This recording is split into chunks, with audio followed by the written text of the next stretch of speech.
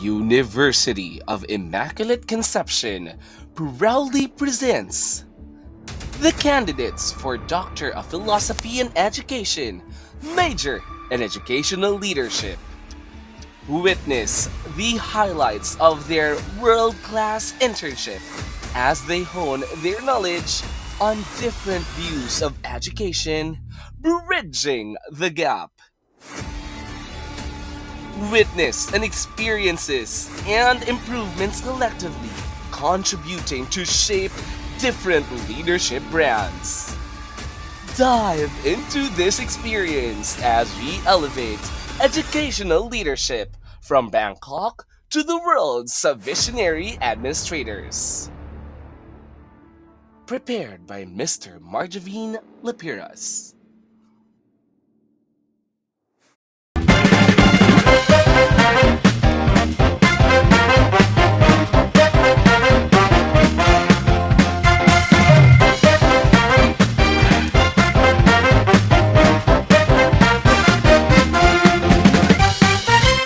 Hi, welcome to this podcast.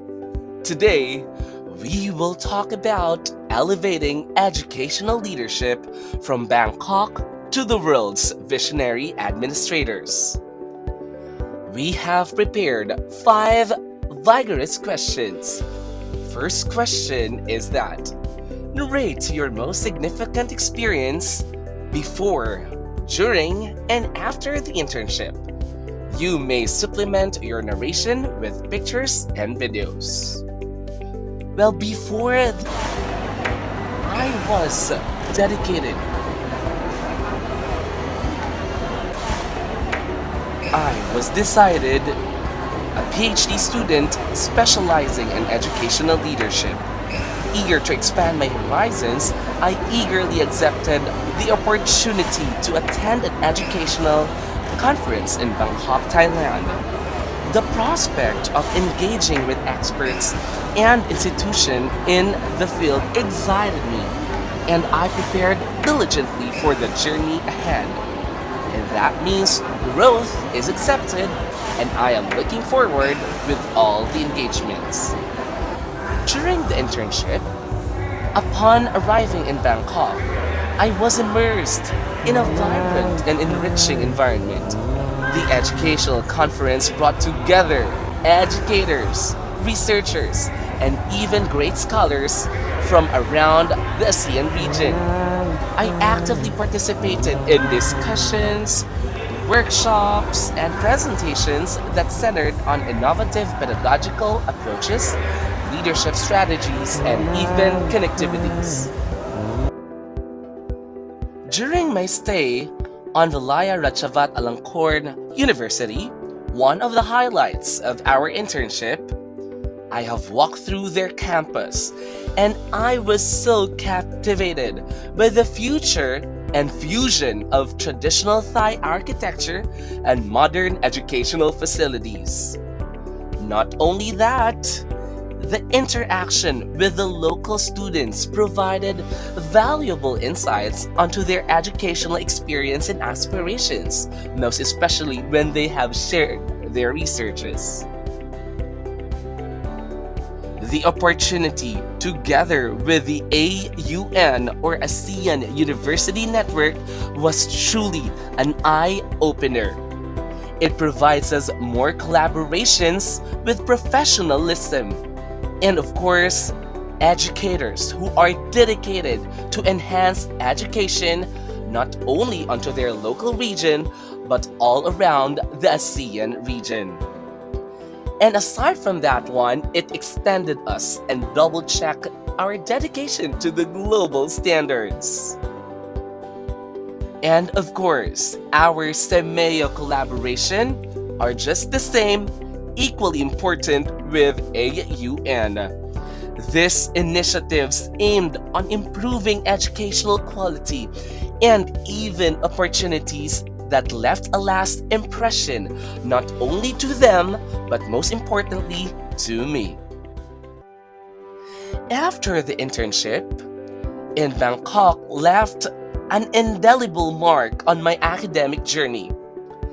Armed with the newfound knowledge and perspectives, I returned to my PhD program invigorated and ready to incorporate innovative approaches into my research.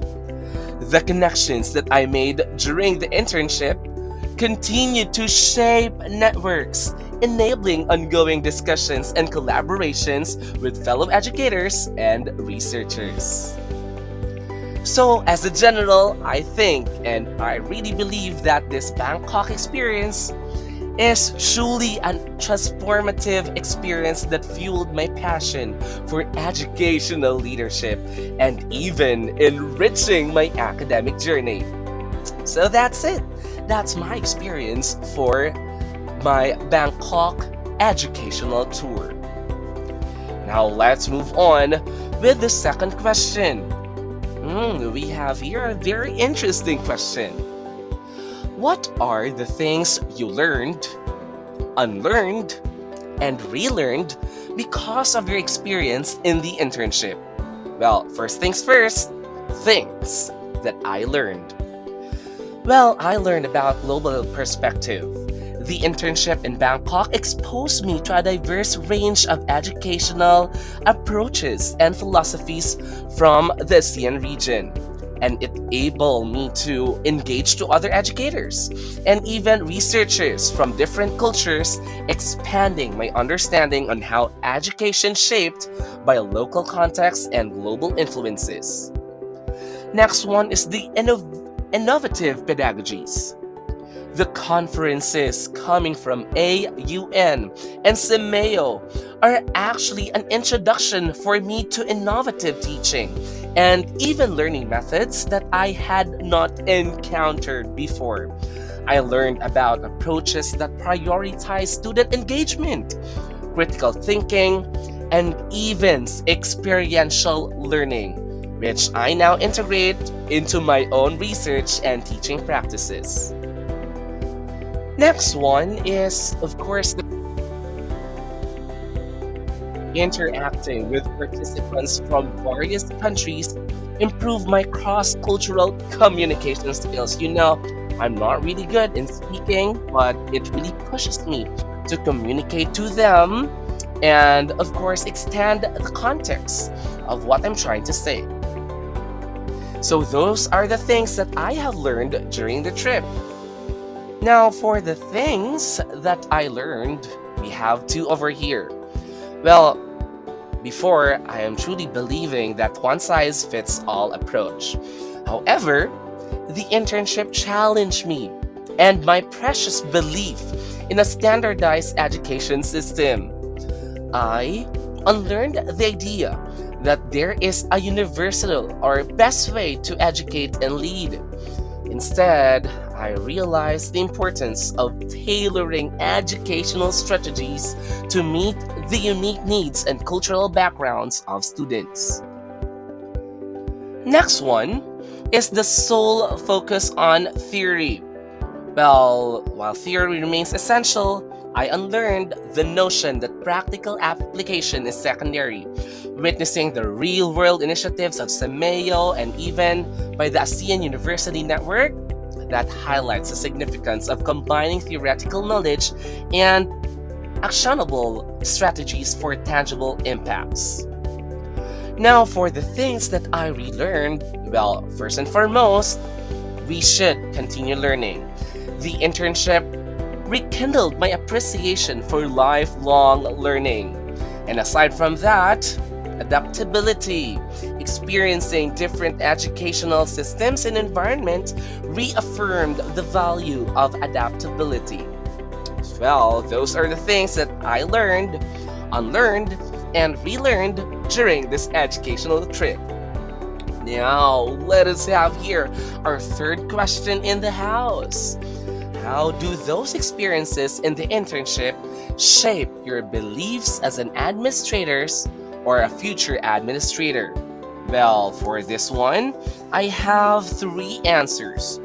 First one, my experiences that I have gained during this Bangkok internship was like focusing onto the diversity and inclusivity. The exposure to diverse educational system and cultural context underscores the importance of inclusivity and valuing the unique background of students and staff. Aside from that one, we should have student-centered approach. The insights into student experiences and aspirations gained from interacting with local students at Valaya Ratchavat Alangkorn University have reinforced my commitment to a student-centered approach, which is actually even more effective than teacher-centered approach, and that is even supported with a lot of researches. Last one is contextualized leadership. You know, the unlearning of a one size fits all, as what I made mention a while ago, and the understanding of the value of adaptability have shaped my belief in contextualized leadership. I have realized that this kind of leadership made us tailor leadership strategies to specific needs, challenges, and even enable for us to achieve the goal of the institution that we serve. Now we are boiled down to our fourth question. How would you like the program to improve? You know what? I'm so much grateful for all our professors who have prepared this wonderful trip. This is indeed once in a lifetime and one in a kind experience, and I am so proud, honored, full with dignity and pride, but of course humbled with the values of UIC that I belong to the PhD program of UIC. With that, so thank you very much, and our deepest gratitude to all our professors. Now, going back to the question, how would you like the program to be improved? Well, I believe the trip was too short. With that, so I wish to have diversity of internship placements. While the Bangkok internship provided me invaluable insights, expanding the program to include internship in a broader range of international and local educational institutions would offer us, the students, and even the participants a more comprehensive understanding of diverse educational systems, culture, and even practices. And of course, I am looking forward for a long-term mentorship, establishing a mentorship component where participants are paired with experienced educational administrators would provide ongoing guidance and support as they transition into their administrative roles. Of course, we should be focus oriented on the long term. So hopefully next time this could be incorporated amongst all the semesters and even amongst all the subjects that we are taking. And lastly, I am looking forward for strengthening partnerships in institutional partnerships with educational institutions, organizations, and even networks, not only in the ASEAN region, but across the globe, enable for us to provide a broader network for participants to engage with. But more than that one, I really appreciate everything that I had experienced during the trip. From our tour guide to my really great classmates, and also to my professors. Thank you very much for making us experience this one of a kind educational tour.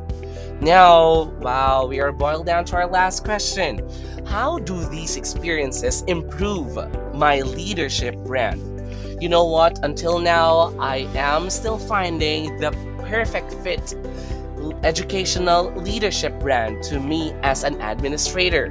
However, I have made realize that we should have a collaborative and contextualized leadership. The emphasis on collaborative projects, mentorship, and even ethical decision making aligns with my educational leadership brand as a collaborative and contextual leader. By fostering teamwork, supporting the growth of others, and prioritizing ethical considerations, I project an image of a leader who is approachable, values teamwork, and makes well informed, responsible choices. And aside from that, well, I would like to become a leader with a lifelong learning and a good research orientation. My dedication to continuous learning, research, and actionable research projects showcases my leadership brand as someone who is valuing an ongoing self improvement and applies research driven insights to practical challenges. This positions me as a leader who is knowledgeable, resourceful, and even committed to evidence based decision making. So that's it. Thank you very much for listening to our podcast today. Well, I know that you'd like to hear much about it, but I am looking forward to hear and see you next time. But before I end this podcast, I would like to say Kapkun Kap. For our UIC professors, thank you very much, University of Immaculate Conception, for bringing us this wonderful experience that we will truly have in our hearts. Not only into our hearts, but of course, through cognition, we will apply everything that we have learned. And once again, this has been your host, Mr. Marjvin B. Lapiras.